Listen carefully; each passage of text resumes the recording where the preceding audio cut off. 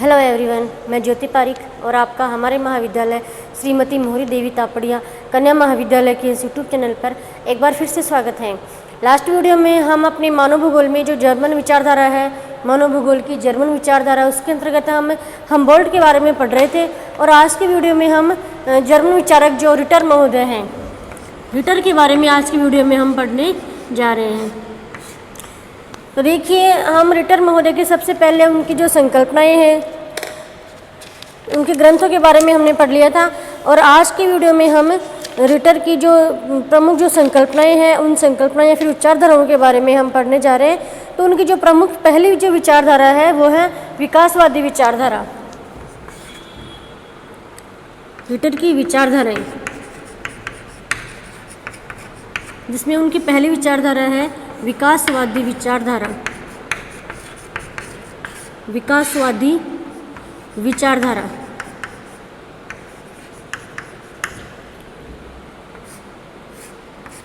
तो रिटर महोदय जो प्रसिद्ध एक मानव भूगोल के जर्मन विचारक हैं, उनका जो विश्वास था, एक विकासवादी विचारधारा के अंतर्गत उनका विश्वास था। वो विकासवादी विचारधारा को मानते थे। उनकी सभी कृतियों पर, सभी ग्रंथों पर हमें विकासवादी जो विचारधारा है उसका प्रभाव हमें देखने को मिलता है। ठीक है। और इसके अंतर्गत हम देखें तो विकासवादी के विचारधारा के अंतर्गत उनके समस्त लेखों और ग्रंथों का जो भी अध्ययन है, उनका अध्ययन करना आवश्यक है उनकी विकासवादी विचारधारा को समझने के लिए, क्योंकि उनका पूरा प्रभाव उनके ग्रंथों और उनकी जो कृतियों पर सर्वाधिक प्रभाव हमें देखने को मिलता है। तो वो है विकासवादी विचारधारा, क्योंकि एक महत्वपूर्ण विकासवादी विचारक थे। अगली इनकी जो विचारधारा है वो है जुगेन का प्रभाव।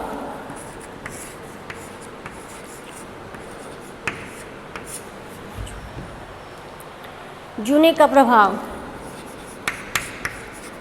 उनकी जो समस्त कृतियाँ हैं, उनके सभी ग्रंथ हैं, उनके ऊपर पूरे सभी ग्रंथों और कृतियों पर हमें जूनेन का प्रभाव भी हमें देखने को मिलता है। और उनके जो विचारधारा, उनकी जो विचार है, उनके जो विचार और जूनेन के जो विचार दोनों एक दूसरे से मेल खाते हैं, मिलते जुलते हैं। उसके अनुसार किसी भी क्षेत्र की भूरचना, जलवायु, पादप और मनुष्य में अंतर संबंध मानते हैं। ठीक है। वे किसी भी क्षेत्र की जो रचना है, किसी भी क्षेत्र की भूरचना, वहाँ की जलवायु, ठीक है, इन सभी का और मानव, किसी भी क्षेत्र की भूरचना और जलवायु का संबंध मानव के साथ मानते हैं। मतलब वे मानते हैं कि जलवायु और उस क्षेत्र की जो भूरचना है उनमें और मानव में एक दूसरे के साथ अंतर संबंध स्थापित होता है। ठीक है। उनकी अगली जो विचारधारा है वो है नियतिवादी विचारधारा।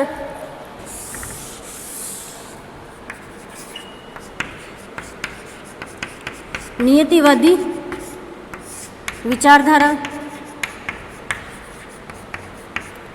या पर्यावरणीय निश्चयवाद। पर्यावरणीय निश्चयवाद,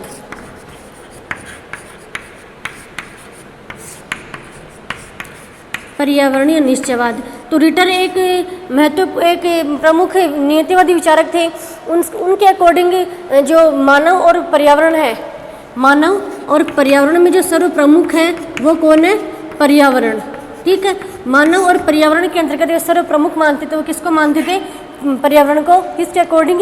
नियतिवादी विचारधारा के अकॉर्डिंग। ठीक है। तो रिटर भी एक महत्वपूर्ण नियतिवादी विचारक थे। और उसके अनुसार मानव और पर्यावरण में जो सर्वप्रथम है या सर्वप्रमुख है वो पर्यावरण है। और मानव के सभी क्रियाकलापों पर पर्यावरण का सीधा प्रभाव पड़ता है। और मानव किसी भी प्रकार से अपने पर्यावरण के ऊपर पड़ने वाले प्रभावों को समाप्त नहीं कर सकता। इस प्रकार से नियतिवादी जो विचारधारा है उसके जो प्रमुख विचारक थे रिटर महोदय। उसके बाद उनकी अगली जो विचारधारा है वो है मानव केंद्रित भूगोल।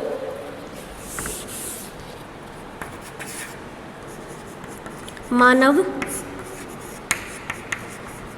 केंद्रित भूगोल।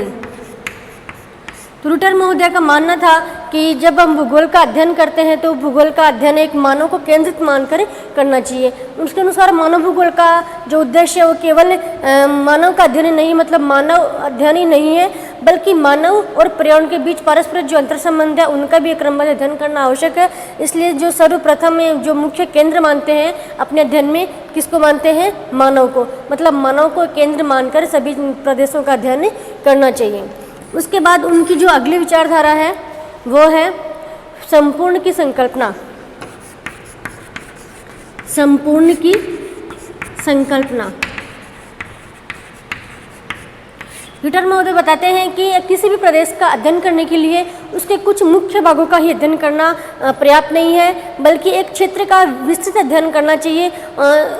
इसमें हम देखते हैं कि रिटर महोदय ने भी जैसे वो यूरोप का जो अध्ययन किया था या फिर अफ्रीका का अध्ययन किया था, तो उसके अफ्रीका के अध्ययन के अंतर्गत उन्होंने सबसे पहले अफ्रीका को मोटे रूप से 4 विभागों में बांटा था। उसके बाद उन्होंने उस 4 भागों के अन्य उपभाग भी किए थे।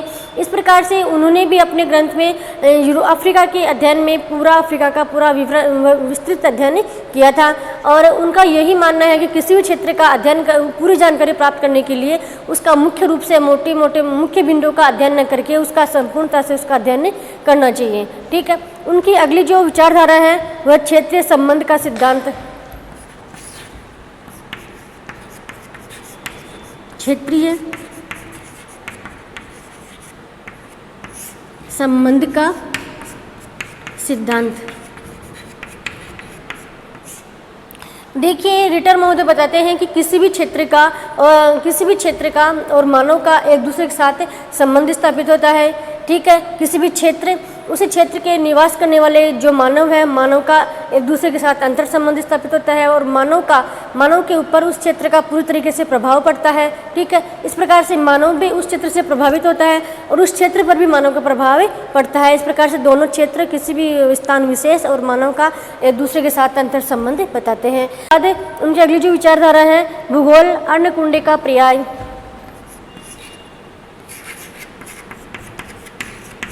भूगोल अन्नकुंडे का पर्याय। तो इसके अंतर्गत रिटर बताते हैं कि रिटर ने भूगोल के लिए अन्नकुंडे शब्द का प्रयोग उन्होंने किया है। ठीक है।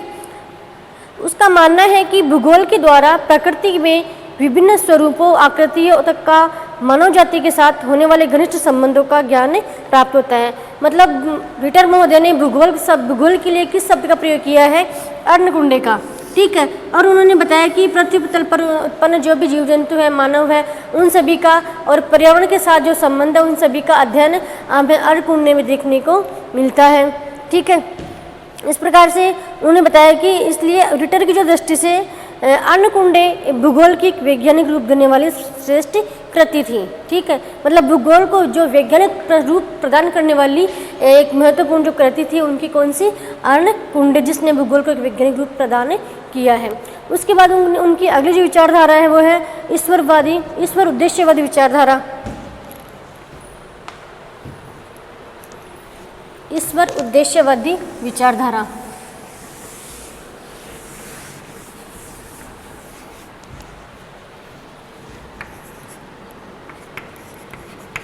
ईश्वर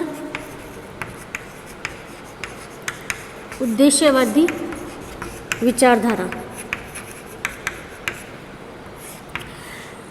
रिटर एक ऐसे जर्मन विद्वान थे जिनका जो आस्था थी बिल्कुल ईश्वर के अंतर्गत उनकी आस्था थी।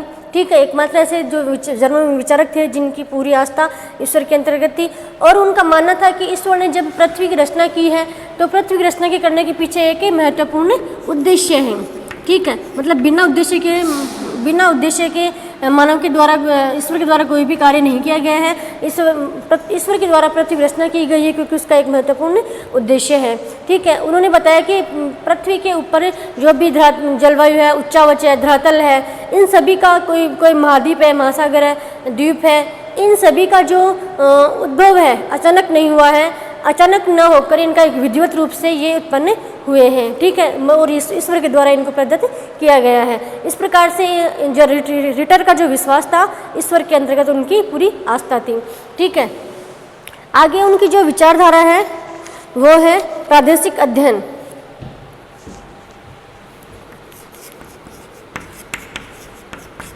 प्रादेशिक अध्ययन। जो रिटर महोदय है उनका जो विश्वास किसमें था? प्रादेशिक अध्ययन प्रणाली में। उनकी जो कृतियाँ, उनके द्वारा जो भी कृतियाँ लिखी गई, उन सभी कृतियों का जो आधार था उन सभी कृतियों में किस प्रणाली को अपनाया गया था? प्रादेशिक प्रणाली को उन्होंने अपनाया है। ठीक है, केवल उनकी जो प्रारंभिक जो कृति है यूरोप के अंदर ही उन्होंने उस क्रमबद्ध प्रणाली को अपनाया है। इसके अलावा उन्होंने बाद में जो सभी कृतियाँ लिखी, उन सभी कृतियों में उन्होंने प्रादेशिक प्रणाली को उन्होंने अपनाया है। उसके अनुसार किसी क्षेत्र का अध्ययन करने के लिए उसे पूरे प्रदेश का अध्ययन करना चाहिए। ठीक है, इस प्रकार से एक क्रमबद्ध प्रणाली को नहीं अपनाया उन्होंने, और उन्होंने एक प्रादेशिक प्रणाली को अपनाया है। उन्होंने पृथ्वी को प्राकृतिक प्रदेशों में विभाजित करके उनका वर्णन किया है। ठीक है, प्रादेशिक अध्ययन के लिए रिटर ने लेंडरकुंडे शब्द का प्रयोग किया है। प्रादेशिक अध्ययन के लिए उन्होंने किस शब्द का प्रयोग किया है? लेंडरकुंडे। लेंडरकुंडे शब्द का प्रयोग उन्होंने किया है प्रादेशिक अध्ययन के लिए। उसके अनुसार किसी भी क्षेत्र का एक विश्व का प्रादेशिक अध्ययन करना चाहिए। विश्व का अध्ययन किस रूप में किया जाना चाहिए? प्रादेशिक अध्ययन किया जाना चाहिए। और प्रादेशिक अध्ययन के लिए उन्होंने लेंडरकुंडे शब्द का प्रयोग किया गया है, और उन्होंने बताया कि विश्व के अलग अलग क्षेत्रों का उनको अलग अलग क्षेत्रों में विभाजित करके उनका प्रादेशिक रूप से विस्तृत वर्णन किया जाना चाहिए। ठीक है, उसके बाद उनकी अगली विचारधारा है भूगोल आनुभाविक विज्ञान के रूप में। भूगोल आनुभाविक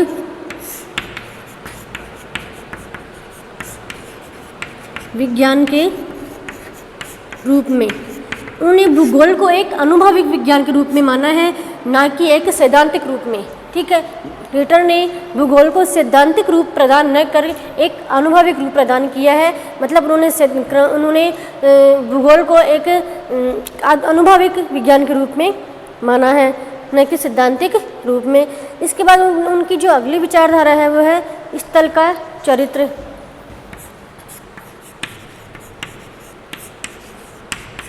स्थल का चित्रण। स्थल का चित्रण। रिटर ने अपना उद्देश्य समस्त स्थल का सजीव चित्रण प्रस्तुत किया है। रिटर का क्या उद्देश्य है कि किसी भी क्षेत्र का पूरा सजीव चित्रण किया जाना चाहिए। सजीव चित्रण। रिटर के अनुसार किसी भी क्षेत्र का या फिर किसी भी प्रदेश का एक पूरा सजीव चित्रण किया जाना चाहिए। इसके लिए स्थल की प्राकृतिक तथा कृषि उत्पादों, प्राकृतिक मानवीय लक्षणों को अलग अलग संबंधतापूर्वक के रूप में प्रस्तुत किया जाना चाहिए। ठीक है, इस प्रकार से रिटर ने बताया कि उस किसी भी क्षेत्र के प्राकृतिक कृषि उत्पाद को किसी भी क्षेत्र की प्राकृतिक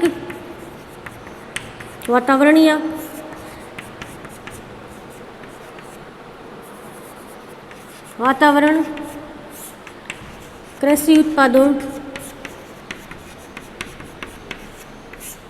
खनिजों आदि का उन्होंने एक सजीव चित्रण प्रस्तुत मतलब किसी क्षेत्र के अध्ययन के लिए उसके प्राकृतिक वातावरण, कृषि उत्पाद और खनिजों का भी सजीव चित्रण किया जाना चाहिए। इस प्रकार से ये थी रिटर की प्रमुख विचारधाराएं।